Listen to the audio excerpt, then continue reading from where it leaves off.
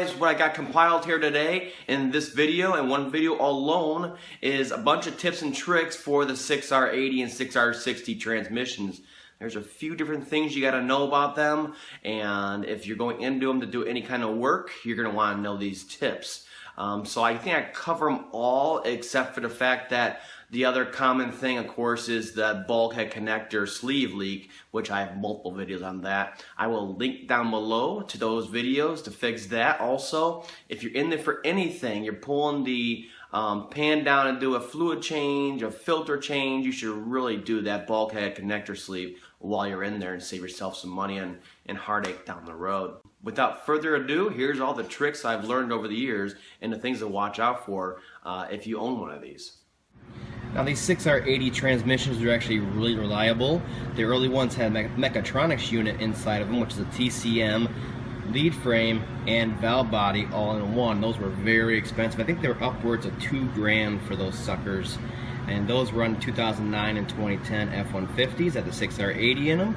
And 2011 on, they kind of took the trans control module out of there, and you have this left over, the valve body itself, the mechanical valve body, some solenoids, okay, your trans range sensor, speed sensors, and your molded lead frame here.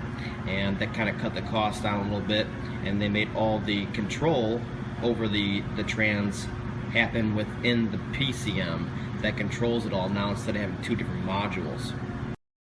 One other thing about these is, just like any of the other new transmissions out by Ford now, they have a unique solenoid body strategy and solenoid body ID also, and those numbers come with your new one, and they're also etched in it, like right there, and those need to be programmed into the PCM so that it knows the unique characteristics of this valve body and all its solenoids. That's how specific everything is on these new transmissions. Okay, so one other thing you need to realize if you own a 6R80 or 6R60 is they have a thermal bypass valve within the case right here. So if you try to get a flush, trans flush, and they don't keep the transmission super hot and this valve flowing, you're not doing anything besides flushing the cooler and the lines. You can see it goes up in here, and over here is where lines come out, the cooler lines. And I also want to show what this transmission looks like with the valve body taken out here. Once you take that valve body out, things like gutted already. You see how deep up in there it goes. It's quite a large piece of the transmission gone. And you can see a lot of the internals of the transmission also at this point. So it's kind of a unique transmission, and it goes to show it's all solenoid based. And it's very important for them to work absolutely perfectly, especially for your shifts, so they can be as smooth as possible without being jerky or slipping. Now, one other small issue these transmissions had early on was this little seal right here, and that's the pass-through to the pump, and they had problems where they get cracks in them right here and here, and they'll split, and you'll lose pressure and have delayed engagements in the morning when you're taking off. So this little thing will crack after a while, so that's another thing to look out for and change out if you're pulling the valve body down in one of these. Put the new part on here. Now, like I said, the valve body on these new ones are actually really reliable. There is only just about one problem left on these newer ones, and that's the molded lead frame itself. Like I said earlier in that other video, they get contamination on the solenoids on there and the contacts. That happens every once in a while. It's not too common. The other issue that's not too common that is also a problem is the output shaft speed sensor right there, and that's part of the molded lead frame, and those can actually drop out. Output shaft speed signal, which is basically your vehicle speed signal, and therefore your transmission may abruptly downshift to second gear from, let's say, fifth gear going down the highway. So it can be quite alarming, and the fault lies within the output shaft speed sensor right there. That little one right there, black right in the middle there. Besides that, these transmissions, once they have a properly functioning valve body and software updates and proper fluid, Mercon LV, they work absolutely great. They're super smooth shifting transmissions, and I've never torn one apart to rebuild it. I mean, they're that reliable. Now, there's one other very important tip that I can give you about this transmission, and that is to not follow the Ford recommended maintenance schedule for this transmission. They consider it 150,000 miles, filled for life, maintenance-free transmission. That all looks great for marketing, but I'm telling you, the best thing you can do is change the fluid on this transmission.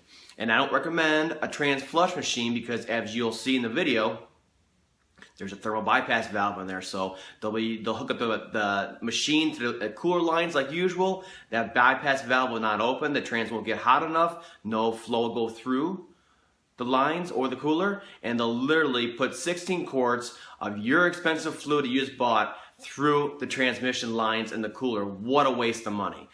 Do not do that. They're going to have to be having this thing in the stall, revving up, 220, just beating the heck out of the transmission just to flush it. Do not get it flushed. What you can do, and what I recommend for this transmission, is when you first buy the vehicle, at 30,000 miles, drain and fill the transmission fluid, okay?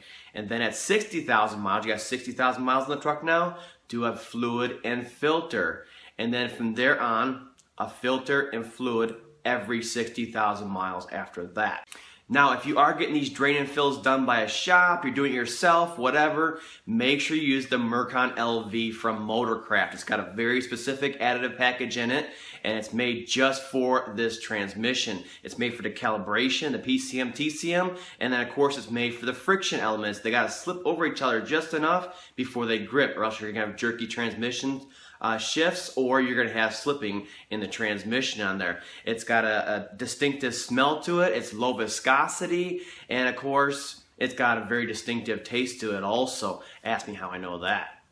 And the reason why I say to do them every 30, 60, 120, 180, like that fluid change interval, is because of the solenoid contamination issue these transmissions are having. There's actual TSBs out on this exact concern. There's little fine metal particles, and they all attract themselves to the magnets inside the solenoids, and then they get on the terminals where they connect to the molded leaf frame to actually get turned on and all the juice flowing through them, and then there's electrical arc in between the two of them, the two terminals, and they're having problems with shifting. So you'll have these shops, they'll notice there's contamination. I mean, there's shift solenoid E, it's pretty common to go out on these, and then they'll kind of be like over repairing, and rightly so, because they figure there's solenoid contamination on one, there's going to be it on the rest of them, so they'll recommend a whole valve body, and that's a very, very expensive repair, all because we did not change the fluid and get that garbage out of there. Now, the one other tip I can give you is if you're in there for a drain and fill, you're draining all the fluid out, you may notice, and be ready for it, the transmission fluid filter might fall out and splash fluid everywhere on you. It's a heavy filter, it's got a little neck on it and a little rubber O-ring that actually holds it in place. There's no bolts to hold this thing in place. It likes to fall out of there. So if you are doing your first drain and fill, take it out, drain it all the way out, and then clean that O-ring with some brake clean on a rag, and then it'll stick back up in there properly. Make sure you clean the hole in the transmission too. And that'll hold it in place while you're putting the pan back up so you can start filling it up on there. Otherwise, if you're doing anything but a drain and fill, make sure you have a fluid filter on hand with that new O-ring on there so you can change it out on there.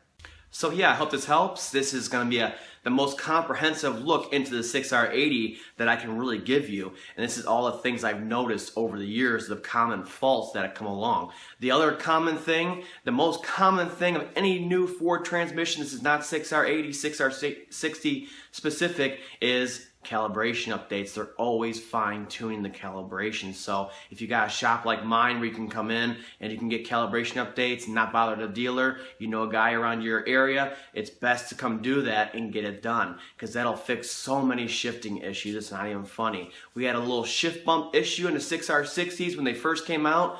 Guess what? Software reflashed and the transmission was like brand new, a little bit of a relearn, and it was done. So a lot can be done if you have any kind of weird shifting issues with a software calibration update. So that's something to keep in mind.